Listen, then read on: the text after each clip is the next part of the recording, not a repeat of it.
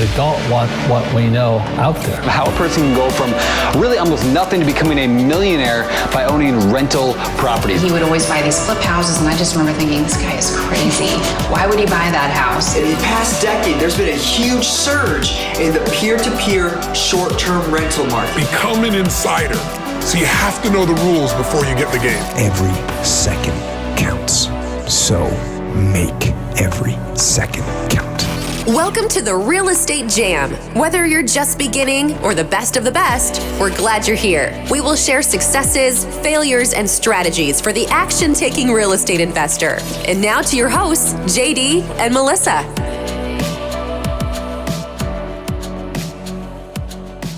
Hi guys, welcome to the Real Estate Jam podcast. I'm JD with my wonderful co-host, Melissa. Hey, JD. Melissa, how are you today? Great. It's fantastic. I know I was in another appointment and almost missed this meeting, but I'm glad we were able to squeeze it in there because I think it's going to be a good show. Today we have Shania Clarke, and she is a marketing specialist at Avenue HQ. They're a real estate agent, digital marketing company. I think it's going to have a lot of correlations to the investor side, especially when it comes to the dispositions and brand awareness, marketing your properties and all that kind of stuff. So I'm really excited. And for me too, because I'm an agent. Right. So we can go down that route. Everyone needs help marketing. Yeah. And we have a lot of agents within our investment pool too. A lot of the agents here in Florida are also investors. So that works out really good to have your input. So Shania, thank you so much for coming on. We're really excited to hear all the knowledge you have to share with our audience.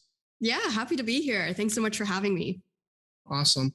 Well, can you, I know I did a poor job of introduction, but if you could maybe give us a little bit of your background, kind of what your experience is, and let our audience know why they should be listening to you in terms of digital marketing, that kind of stuff. And then we'll take the conversation, with whatever helps me in my current problems in our business right now the most. That's probably where the conversation will go. Absolutely. Cool. So I have been working in the marketing industry for a number of years now. I've just always been really fascinated by how marketing is really like how you tell your story, and it's how you attract an audience and how you engage with them. And, marketing has become so necessary these days, especially with everybody turning online and just having everything at their fingertips. It's really important to figure out how to stand out from your competitors, how to grow your brand awareness and your visibility so that you can, reach your business goals, exceed your revenue goals, etc. So I got into the marketing industry because I wanted to help connect audiences with like the right brands or the right services that they were looking for. And I found that through working with Avenue, we've done a really great job of getting to offer these incredible services to real estate agents who maybe need some extra support or maybe need to outsource like their digital marketing. So Avenue HQ offers like web design services and marketing services specifically to real estate agents, because I'm sure you both know this, but real estate it's so much more than just selling homes and being in the real estate industry. You're really wearing like thousands of hats every day. And it can be so, I guess, like overwhelming or really time consuming, like figuring out what exactly it is that you need to focus on, like outside of selling real estate in order to grow your business and in order to stand out from your competitors. So Avenue kind of swooped in there to fill that gap in the market. And we really take a lot of these things off of agents' plates so that they can focus on what they do best, which is, selling real estate. Sure. Right. And that makes a lot of sense to me. And I think it's the exact same points that you're making are true with real estate investors. Like I said, it's a very, very similar industry. I do want to clarify. So how do you define marketing, right? But are you defining branding and marketing as two different things? That's the way I view it. Is branding is like, here's our story and that kind of stuff, and then marketing is the like actual pushing your product, whether that is pushing your listings for sale or selling a buyer on a listing or investment property or whatever. I think technically they are separate entities. I think that branding, however, does play a role in your marketing because you want to make sure that your branding is consistent across all of your marketing, whether it's on Facebook, Instagram, on your website. You want to make sure that there's that consistent look through all of these platforms so that people can really start recognizing your name. So at Avenue, through our web designers, like they are really great at helping you showcase that brand. And, maybe you don't even know what your branding is. Maybe you don't know how you want to present yourself like aesthetically to people. And so our designers, they're incredible at really just asking you the right questions so that they can get a sense of how you want to present yourself and a good sense of your personality. And then they kind of use their magic to translate that into a website that perfectly captures like who you are and the heart and soul of your real estate business. Sure. So if you're talking to a new agent or a new investor just starting out, where should they look or how do you even focus? There's so many different platforms. There's so many different ways to market your properties. There's so many different ways to present your brand. Where should somebody who's just starting out look to start this process? I think it really begins with understanding like what your business goals are and understanding who your target audience is. I feel like these two elements are really going to be the key piece of, growing and scaling your marketing strategy. And the way that I like to explain it is that your business goals and like your target audience, those are kind of the structures of your home. They're like the foundation of it. And so before you can start painting the walls, before you can start decorating it, or even like before you can start, adding on to different rooms, you really have to make sure that that foundation is solid. So if you're not sure who you're trying to target, if you don't know if you want to focus on like attracting buyers, if you don't know if you want to attract like first-time buyers or like people who are looking to downsize, then your messaging is going to be off and you're going to be attracting the wrong type of people that you want to work with. So as soon as you figure out like who your target audience is, then you can really start honing in on your messaging and figuring out how you want to position yourself as an expert and how you want to stand out from your competitors. And so that's really going to help you, start building traction in your business and start building the visibility that you're after. And in turn, that's going to help you generate those leads because people want to work with specialists. They want to work with somebody that they 100% believe is the perfect fit for them. And so if you are talking about how you help, first-time home buyers, seniors who want to downsize, people who are looking for vacation homes, you're kind of like a little bit too all over the place. And it's going to be hard for somebody who is, looking to buy their very first home. It's going to be hard for them to feel confident that you're the right agent for them to work with. Sure. So let's just hypothetically say that on the agent side, our primary target or our target audience was short-term rental or second home vacation investment property clients. That's who we're looking to serve. That's what 95% of our client base is right now on that side of things. Once we have that identified, okay, we're looking for investors it is just investors. That is what all of those clients are. What's that next step? What do we need to do after we've identified what our goal is and what our target audience is? Then next, what I would do is really figure out what their pain points are or like what they're looking for specifically. And then from there, hopefully you've also have like your branding in place and you have, like I would recommend running an ad strategy so that you can really target a wider audience. Once you have all of that in place and you know exactly what it is they're looking for, then I would start crafting the ads and really trying to target exactly who it is that you want. Okay. So instead of staying broad, we can do everything real estate agent or broad, we serve every kind of real estate investor. What we're really saying is we want to niche it down to a very specific target audience, somebody who's looking for $1 to $2 million properties, investment rentals in this location, and then start gearing our ads to attract those specific people. Exactly. And another way that I like to think of it is that when we're thinking of where we want to go to eat, like when we're thinking about which restaurants are available to us, I find that often we're just so overwhelmed with all of the choices out there that we spend like hours or like a really long time trying to figure out where we want to eat. And so if your ads are, saying that we do all of these services, we offer anything that you're looking for, it's way too broad and people aren't really going to understand what it is that you have to offer. And so when your customers are presented with too many choices, that's also going to be very overwhelming and actually hurt your business, because even though you might offer the exact service that they're looking for, they just don't know that that's what you're all about and they don't have that visibility into your business. Sure. So if we were going to look to service everybody, we would run specific campaigns, not based off of our services, but based off of the needs of the client. Is that kind of what you're saying? Exactly. And if you are somebody who offers a lot of services, one of the really great things about running online ads is that you can start collecting data about the types of people who are, visiting your website or even clicking on your ads. So you can start segmenting your audience so that you can create like several different ads that are perfectly catered towards their goals and their desires.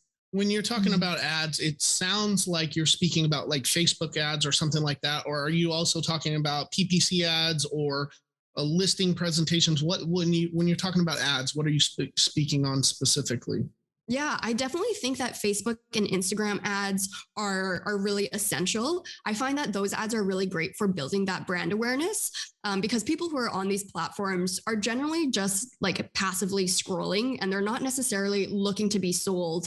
They're not looking to be sold to, or they're not necessarily like in that mindset where they want to find services immediately. Sure. So brand awareness ads on Facebook and Instagram are a really great way to just kind of get your name in front of the right person and to have them thinking about your name when they are ready for to start researching your services. Right. On the other hand, Google Ads are a really great way to target those people who are a little bit lower in the marketing funnel and who are a little bit closer to making this purchase or like deciding to work with you. So the way that Google Ads work is it's just like when we're doing like a regular Google search. We type in like a couple keywords. So maybe, I don't know, maybe something like homes for sale near me. And that's going to populate a whole bunch of results. But because you're advertising on the Google platform, your website and your landing page is going to pop up to the very top of the search page. So historically, people have been spending years and lots of money trying to like perfect their search engine optimization so that they can show up on the first page. And oftentimes that just takes a lot of time to get up to that first page. But because you're running ads, you are now just kind of jumping the line and getting right up into where everybody is searching for it. So I always recommend using like a combination of Facebook, Instagram, and Google Ads if you really are looking to get like that well-rounded marketing strategy. Now, for some agents, maybe they're just more focused on brand awareness, or maybe they're really just trying to get more lead generation. And so depending on what your goal is with your business, then it kind of depends which platform you want to prioritize. Okay. One of the things you mentioned there was the Google, I guess it's a pay-per-click, but that's more targeted towards people lower in the funnel. Can you kind of break down what it is that you view the funnel as, or explain the funnel to our audience and kind of the different stages maybe? I'm not sure how your funnel looks. I know what my funnel looks like, but yeah, for sure. For us. Yeah, there's a bunch of, I think there's probably only one like marketing funnel that is kind of like taught in all of a bunch of different schools, but I feel like it's like the same concept that can be applied to very different business models. So the way that I see it is that when we think of a funnel, it's very broad at the top and then it kind of becomes more narrow as you move down. So the very top of your funnel is the attraction phase. This is where people are first learning about you and where they're first getting a sense of who you are. So at this stage, we're really just attracting literally anybody, people who maybe aren't necessarily your target audience, people who are maybe, not people who aren't like really ready to buy, but who are just in those initial stages of research. The next stage is I forget what it's called. I think it's like the consideration stage or something like that. But it's the stage where people are trying to decide, Emma, is this really the right time for me to be buying a home? Is this the agent that I want to work with? They're kind of like weighing their options to see if they want to continue working with you. This stage is really where people are kind of figuring out if they see you as an expert or if they see you as somebody who knows what they're talking about. So this stage is really where the bulk, I'd say, of our lead generation strategies or our leads kind of fall into, because they've already kind of heard about you. They've taken that leap to submit their contact information to, kind of continue that conversation and see what you're like, but they're not necessarily sold on working with you yet. So this is often like the hardest stage, I'd say, to move out of, because so much of it does rely on how you present yourself, that first impression you're making with your website, as well as what your overall online presence looks like.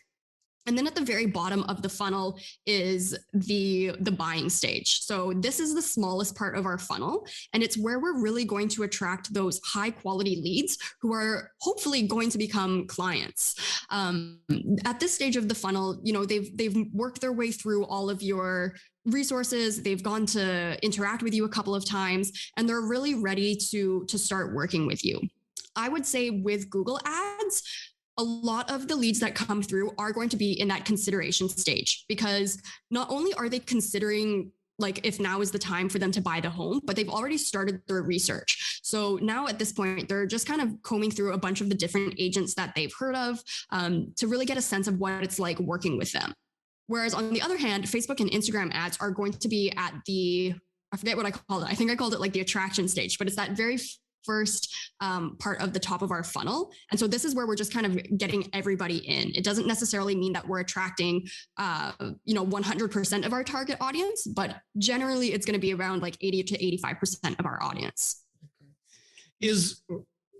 And that the funnel description works super well for the investor side. In that instance, we're looking to buy these people's houses. So we bring as many people in the awareness or attraction phase as possible, so they know what services we provide. And then when they drop down into that consideration phase, that for us in our investment side of the business, that's when the potential seller has taken one positive action towards us, clicked on our link, called our phone number, answered to a text, said that they'd be willing to have a conversation, and they funnel into that consideration phase for a long time. And then in our investment side of the business, it's when they're in that point that I have my team looking to either have those leads self-identify and remove them from our funnel, right? Like our services don't match up with what they're looking for.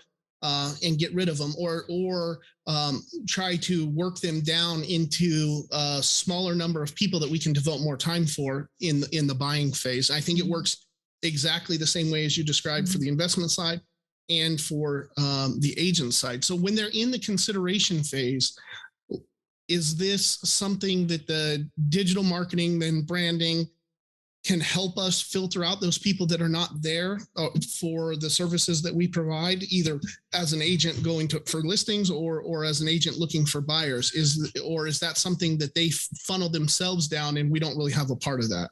Yeah, absolutely. I think that first stage is definitely where you can start filtering out the people who, maybe aren't really interested in your services.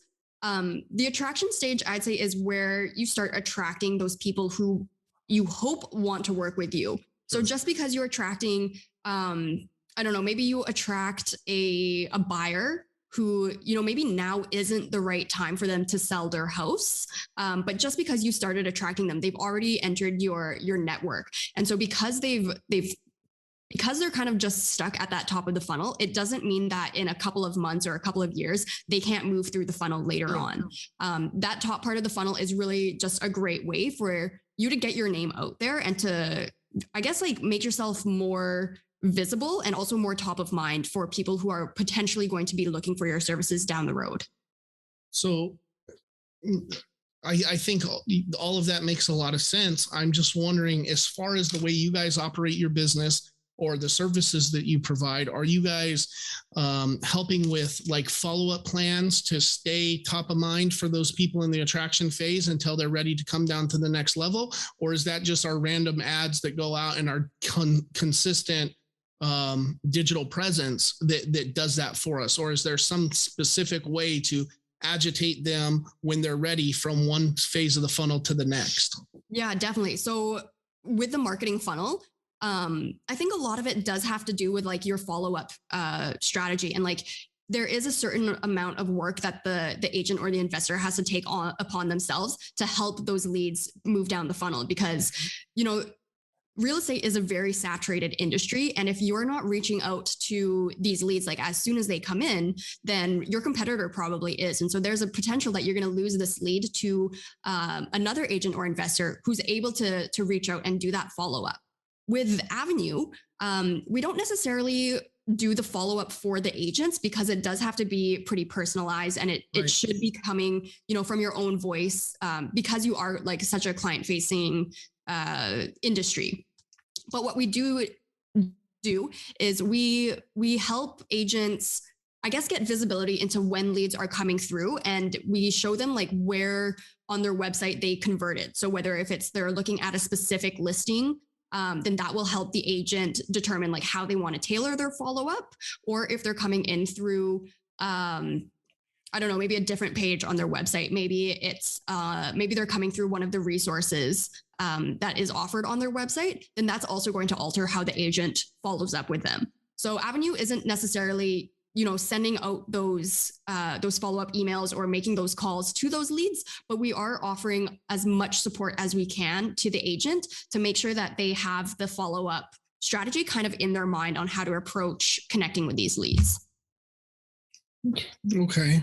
I understand that. And I think that in our company, we have automated follow-up systems that help with that, but you always have better results when it is your voice and you're the one pushing that forward. I guess what I'm wondering now, if we're looking at the business side of it, right? Hiring these companies to get you impressions and views and bring people into your funnel sounds great, but when we talk about the cost, because it is such a saturated market, how should an investor or an agent who's looking to hire some sort of digital marketing view return on investment? I feel like it's an extremely difficult thing to manage. And if you have a bunch of data and then you stop doing it, you can see the decline in your results but I think it's really, really difficult to measure what the ROI is when you start doing this stuff, especially if you don't have tracking data from before to compare it to. So how do I know, if I hire your company, how do I know that I'm getting a return on my investment that makes it worth the monetary loss that I take up front for the monetary gain I see on the back end with either more listings, more buyers, more whatever? Yeah, that's a great question. I would say, so all of our packages come with a custom website that's like branded specifically to that agent. So that's already where part of your, I guess, marketing budget is going to go towards. With the website, I guess like some brokerages will offer websites to agents, but because ours are custom built, it's already going to have like more of that personality and more of like your own branding, I guess, incorporated into it. The website itself is also, you know, you're paying for what you get. You can like build templated websites on WordPress or Squarespace, and you know those are a really affordable option, but they're not necessarily the eye-catching websites that are going to, you know, make a really strong first impression with your leads or your client base. So in terms of like the website design, I really think that you pay for the quality of the website that you get. In terms of your advertising budget and where the return on investment comes in there, again, I think it comes back to what your business goals are. If you're just looking for brand awareness, it's going to be a little bit harder, I think, to really validate that ROI, because you're not necessarily focused on signing clients with these types of ads. You're more so focused on driving traffic to your website. I guess in terms of brand awareness ads, you'd see the ROI by seeing an increase in your web traffic and hopefully seeing an increase in, I don't know, maybe like your listing views or your newsletter subscribers, because your name is reaching a really wide audience.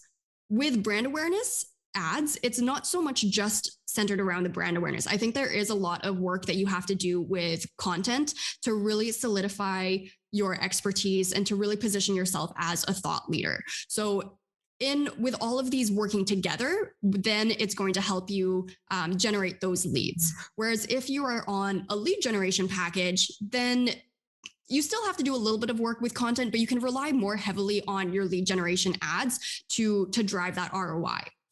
So with like a Google Ads, for example, or really any other PPC type of ad, your ad budget is going to be, pushed out to these ad platforms, but it's kind of like a small percentage of your income that you're kind of investing, because real estate prices are, they're like a couple of $100,000s and maybe even into the millions. So you really only need to attract one lead and sell one home that's going to have a positive ROI based off of your ad budget.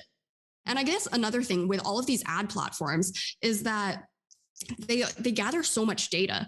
And so really no other advertising platform, whether it's like traditional advertising or print advertising, is going to be able to give you this type of information where that digital platforms can give you. So because you have all of this data, you can see exactly what types of people you're targeting and what types of people are like searching that are coming across your website. And so, maybe you don't like that you are targeting, or like maybe your targeting is slightly off and you're not attracting like the right type of people quite yet. You can really easily and really quickly make that adjustment in your ad dashboard. That's going to, probably take effect like immediately and start attracting those perfect fit leads. So what I've seen before in print media is that it's often a little bit harder to see that positive ROI immediately, because it is so much harder to make those changes or to have that visibility into how your advertising is performing. Whereas, on the other hand, with digital advertising, it's easier to see that ROI because you are able to have all of that insight and visibility into how your ads are performing day after day. Melissa, do you have anything that you think is relevant from the agent side of the house, or I was just thinking while you guys were talking about, so a new agent, we try to push them to get with some kind of marketing company, preferably. Just how do you help them identify their brand? So if I bring you a new agent and they're really new, they don't know who they're targeting or what they want to do, right? They just know they want to get into real estate. So how would you direct them, help them figure that part of it out? Yeah, that's a great question. And not even if they're new agents. Sometimes I see agents who are a little bit more seasoned who want to, kind of switch their branding. Yeah. What they tell us is very different than what they had in mind. And so our designers ask them questions around like, what is the feel of the website you want to go after? What kind of lifestyle do you want to portray?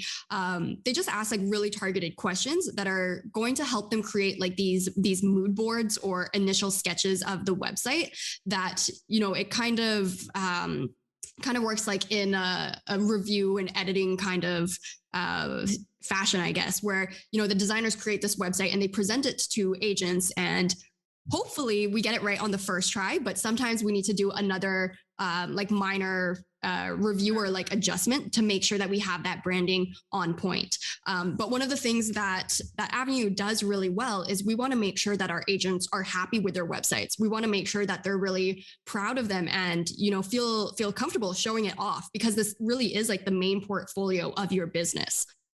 So our designers, they're magicians. They do an incredible job of really listening to how you want to present yourself and listening to all of your ideas and then working their magic to perfectly capture that.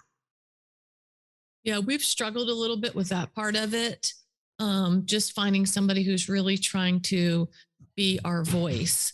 Yeah, I think capturing the voice of somebody else when you, and so like some of the ad agencies that we've looked at before, they have a very, tight schedule and they're working with a bunch of other clients. So they do like 15 minutes on Monday and then 15 minutes on Tuesday, and that's it for the rest of the week. I don't think that's enough time to capture somebody's voice. And especially for a new agent that's coming on trying to start their branding, their budget is often limited.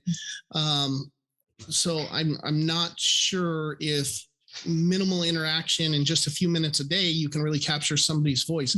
How do you guys handle that aspect of it? The initial part. Yeah, totally. I think that totally makes sense. And I think that it is really hard to capture somebody's voice if you don't really take the time, I guess, to hear from them and to hear what their voice sounds like. So our entire process starts with a complimentary consultation call with our sales team.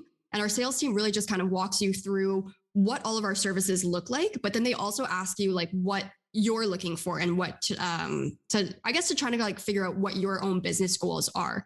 And then from there, you get connected to our designers who pass over, we call it a launch form, but it's really just this form that has all of those questions that I was mentioning earlier that's going to help them get a better understanding of their voice, their message, and basically just what they want to convey.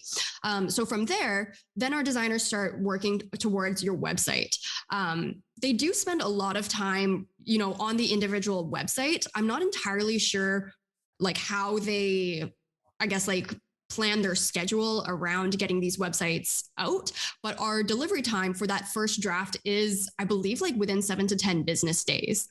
So during this time, our designers are really working closely on, making sure that branding is right.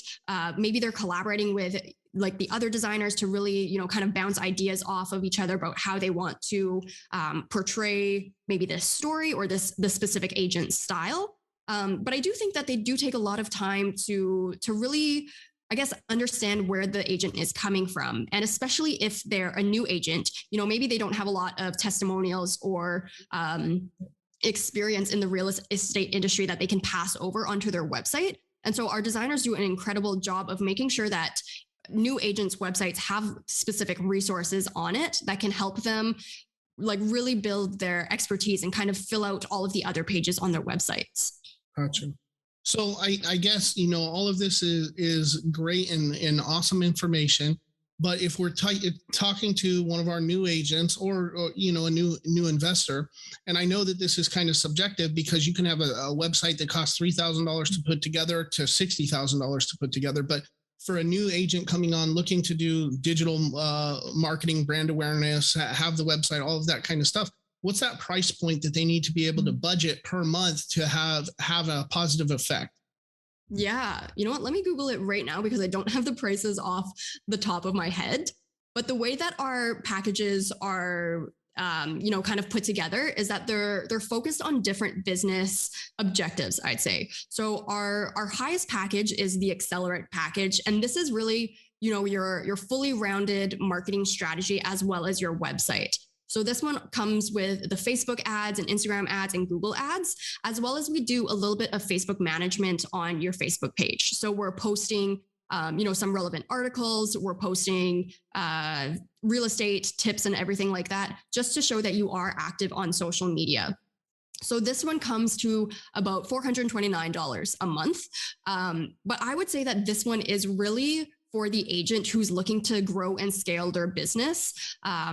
And I guess who has like high business goals and revenue goals that they want to reach. Our most popular package is the Grow package. And so this one is really the brand awareness package. So again, it comes with that professionally designed website, as well as the Facebook ads and Facebook management, where we're again posting on your Facebook page to make sure it looks active. And this one is $289 a month. So this is a really great option for, I'd say maybe new real estate agents who are just kind of looking to build momentum in the industry and get their name out there, as well as to agents who are maybe a little bit more seasoned and who are like more referral based agents. I'd say that this is a really great package for them to stay top of mind and to continue like staying active on social media, to continue building out that presence and building trust with their referrals.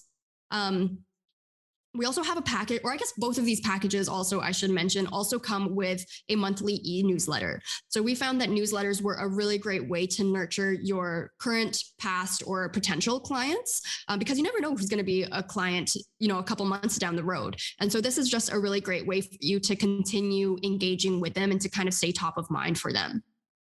And then our last package is called Build, and this is just the website component. So this is that professionally designed website.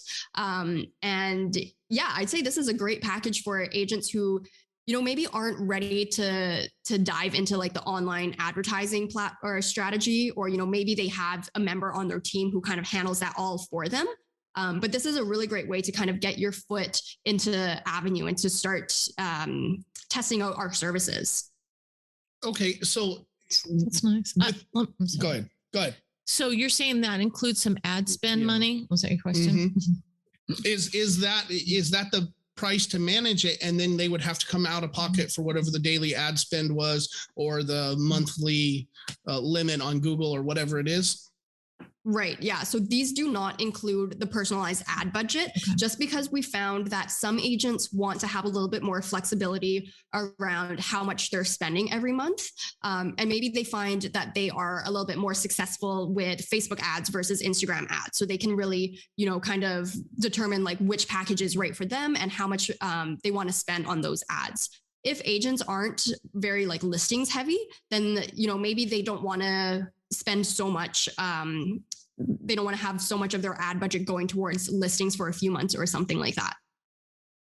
Gotcha. That makes sense to me. Well, if anybody liked what you had to say and they're interested in finding out more about either your guys' services or just connecting with you, where should we send them, or where can they go to get more information, or I don't know, become your BFF or something?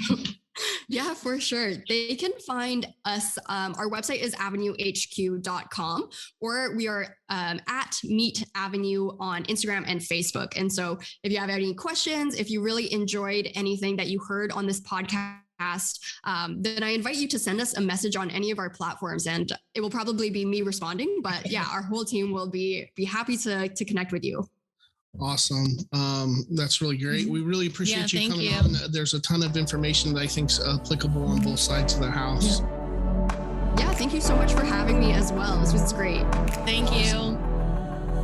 Thank you for listening to the Real Estate Jam. We hope you enjoyed today's episode. For more information, check out our website, therealestatejam.com.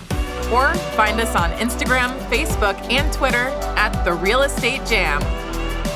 If you have any questions, feel free to drop us an email at therealestatejam@gmail.com. See you next episode.